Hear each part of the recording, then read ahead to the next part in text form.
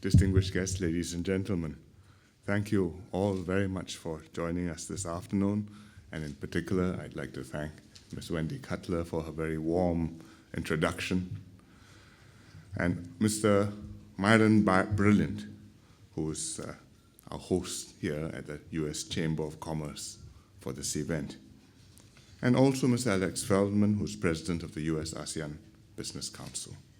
Thank you for co-hosting this event.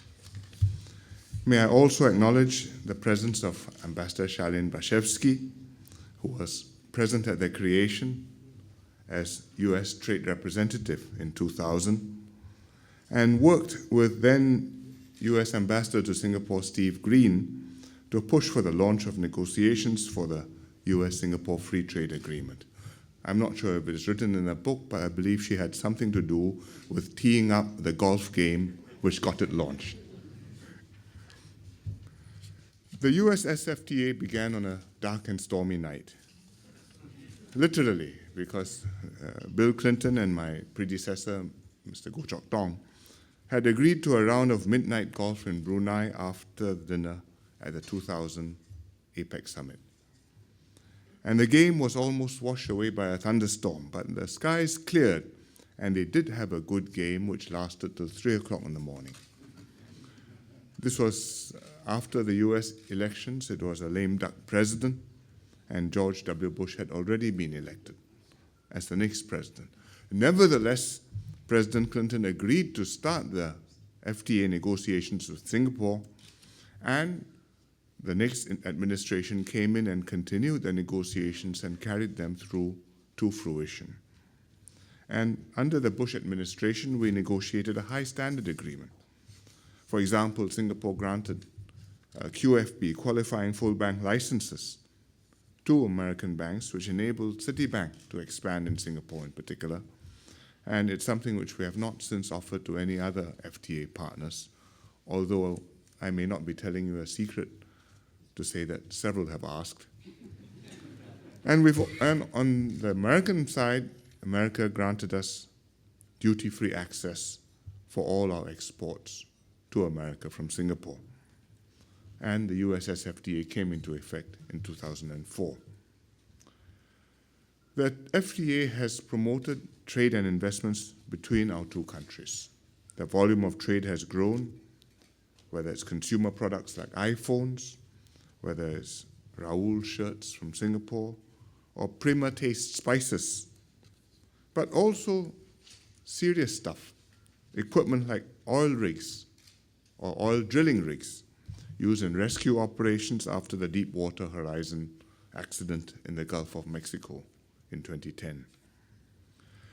By 2012, total US investments in Singapore had exceeded the volume in any other Asia-Pacific country, including much bigger ones like Japan and Australia, while Singapore companies have supported about 40,000 jobs in the US. For example, Keppel Amphels, which manufactures equipment for the offshore and marine industry, is currently one of the largest employers in South Texas with close to 2,500 workers, and the CEO is here today. But the US SFTA goes beyond economics in order to achieve strategic objectives. It's deepened America's engagement in the region. As you heard, it was a precursor which led to other US FTAs with Korea, with Australia, and now negotiating the TPP. It's enhanced America's long-standing presence in the Asia-Pacific, and it's caused other regional countries to sit up and to take note and to think how they too could deepen their relationship with the US.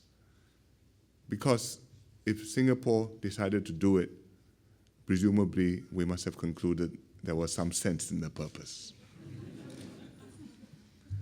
Beyond the US SFTA, our broader bilateral relations between Singapore and America have thrived. We have a strategic framework agreement, the SFA, between our two countries, which anchors our security relations. And Singapore, for our part, we are happy to host American warships and airplanes. And now many more Singaporeans study and work in the US, and many Americans are coming to Singapore to do the same. And long may this continue. The US SFTA is not the only way Singapore has fostered links between the two sides of the Pacific Ocean. Because soon after concluding the US SFTA, Singapore entered into another FTA with small partners this time, with Brunei, with New Zealand, and with Chile, in order to form the P4 group, a small, high-quality FTA which was designed to be a nucleus which could in time grow into something significant in the Asia-Pacific. And that has, in fact, happened, because the P4 has indeed become the starting point of the TPP, the Trans-Pacific Partnership, which is now being negotiated between America and other Asia-Pacific partners. I say now being negotiated, but what we secretly hope is that it's now nearing completion of negotiation. And I think there's a good chance of it's happening this year. The TPP will also be a high-standard agreement and will be a game changer, because economically it will integrate 40% of the world's GDP and 1/3 of the world's trade. It's almost as large as the TTIP, which is a friendly arrangement on the other ocean across the Atlantic between America and Europe. And it will be bigger than NAFTA. So it will create 700,000 new jobs in the US by 2025, 10 times the number under the Korea-US FTA. All parties will benefit substantially under the TPP. There will be strong protection for intellectual property to support innovation. There will be rules to support e-commerce, which will benefit many technology companies, whether it's Google, eBay, IBM, HP, or many others, new ones, and also benefit small businesses. There will be improved market access, which will mean cheaper products for consumers and more export opportunities for producers. Strategically, too, the TPP is vital to the US international standing and engagement in the Asia-Pacific. The US is and will remain a Pacific power. And President Obama has committed himself and his administration, and the US, I hope beyond his administration, to the rebalance to Asia.